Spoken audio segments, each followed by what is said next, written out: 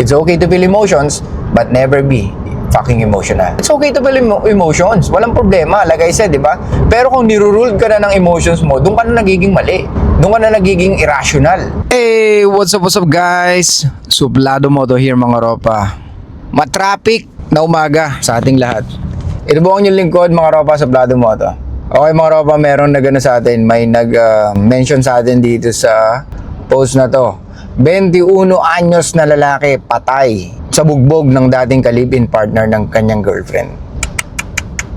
When emotions are high, intelligence are low. Lagi natin pinag-uusapan yan mga ropa, di ba? Lagi ko sinasabi sa inyo yan na don't be fucking emotional. Masarap sa pakiramdam na meron ka na feel or you feel something, pero hindi ibig sabihin nun dadaling ka niya doon sa lugar na gusto mo. Kadalasan, pag masyado kang emotional, pwede kang magkamali or pwede kang mapahamak or marami kang desisyon na talagang pwede mong pagsisihan or pwedeng hindi nakakatulong sa'yo or nakakapagbigay ng anything or parang wala kang advantage pag nararamdaman mo ang sinusunod mo. Gets? We as a fucking men, we need to live in reality. Lagi dapat, well, it's okay to imagine, it's okay to fantasize things, pero make sure na ang ini-imagine mo is malapit sa realidad or alam mo yun, kaya mo na mangyari or may kakayahan kang gawin. Diba? So ganito mga ropa, napanood ko yung balita na yan.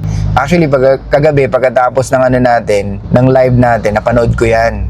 Kung mapapanood nyo, nasa 24 oras, try nyo i-search sa YouTube. Ang tinignan ko yung reaction ng babae.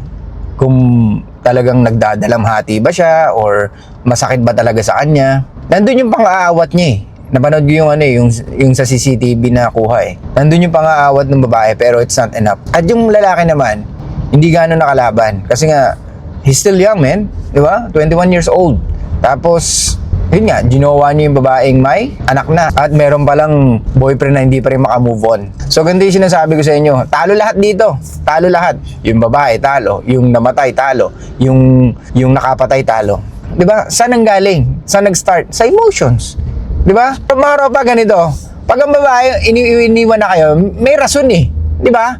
So, ibig sabihin, kailangan mo mag-improve. Hindi ka dapat maging bitter. Okay, o sige, sabihin natin, bakit tao lang ako, karapatan ko maging bitter? O sige, naging bitter ka, o nasan ka ngayon? Di ba? Walang problema, mga ropa, kung naging bitter tayo sa isang relationship natin. Pero kung gagamitin mo sa ganyan, sa dahas, wala. Wala rin maibibigay sa'yo. Di ba? Dapat ngayon, patunayan mo sa sarili mo na ikaw yung the best. Di ba? Iniwan ka niya dahil pwedeng hindi ka the best na eh. Wala namang ibang reason eh. Hindi naman niiwanan ng isang babae ang lalaki na nasa kanya ang lahat tapos na-stimulate pa ang emotions niya. Do you think maghanap pa ng iba yun? Hindi. May problema sa'yo. At yun ang tanggapin mo. Hindi mo pwedeng ilagay sa kamay mo na, hindi, wag mo ko iwanan kasi masasaktan ka sa akin. Parang ganun yung dating eh, di ba? Kumbaga, dinadaan mo na sa dahas kasi hindi mo na makuha yung mga bagay na gusto mo. So may problema. Pwedeng may trauma ka dati or pwedeng maraming beses na nangyari sa ito or talagang ito yung mga sinasabi ko sa inyo, mga nice guys, di ba? So pag sobrang nice mo, you're trying to pretend or you're trying to suppress everything. Yung pagiging aggressive mo nawawala, di ba? Because you want to please her. You want to please the woman that you love. You want to please the woman that you like, di ba? Most of the fucking time. Kaya minsan, hindi mo alam kung sino ka na. See? Kaya yung sinasabi ko sa inyo, mga ropa, yung emotions nyo, hindi nyo alam kung saan kayo talaga dadalhin yan. Mga ropa, try to watch it. Tingnan nyo kung paano yung reactions ng babae. I don't know nalungkot ako para dun sa lalaki kasi hindi ko nakitaan ng parang sobrang kalungkutan yung babae. Though hindi naman dapat na pakita niya yun sa camera. Pero kahit konti man lang sana eh. Yung may pitik sana sa kanya eh. Kaso, you should watch it. Anyway, kaya nga sabi ko sa inyo, walang panalo dito. Lahat talo. Talo yung babae, talo yung namatay, talo yung pumatay. Because of his emotions. I think matagal na to. Maraming beses na to. Siguro baka nag-threat na rin to. Baka nagte-text na rin to. Nangungulit na rin to. Diba? Nabalikan mo ko. Iwanan mo na yan. Blah, blah, blah. So, walang magandang desisyon ang mangyayari or pwedeng mangyari pag nanggagaling ka sa iyong emosyon. Maliwanag ba mga ropa? Kaya nga lagi natin sinasabi, di ba? Pag pinairal mo ang emosyon mo, lagi kang talo. Kasi ang emosyon mo, pabago-bago. Di ba? Yung nakapatay na yun, pwedeng pagsisihan niya yung ginawa niya. Why?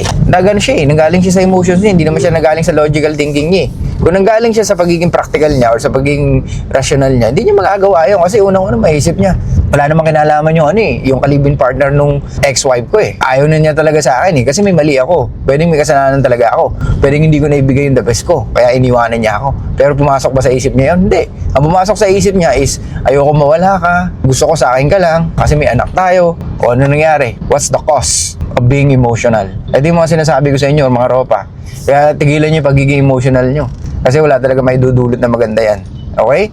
It's okay to feel something, pero hindi nyo kailangan i-romanticize lahat yan. Kasi I think hindi to biglaan. Siguro matagal niya na ito naisip, I need to win back her again. By hook or by crook, parang ganun. Kumbaga, siguro matagal niya na ito naisip na paano ko kaya uli makukuha yung asawa ko or yung ex-wife ko. Eh, nangyari. Hindi niya akalain yun for sure. Di ba? Yung frustration niya sa ex-wife niya na hindi na siya pinapansin or hindi na ayaw siyang kausapin or pwedeng hindi pinapakita sa kanya yung bata, dun niya nabuhos, dun sa ka-live-in partner ng ex-wife niya.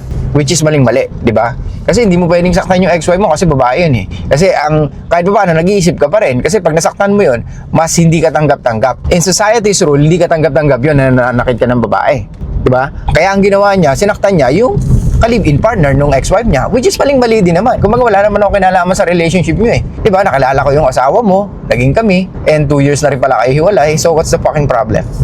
Di ba? So, ang sino may issue? Yung lalaki. Gets? Kasi nga, hindi siya nakamove on.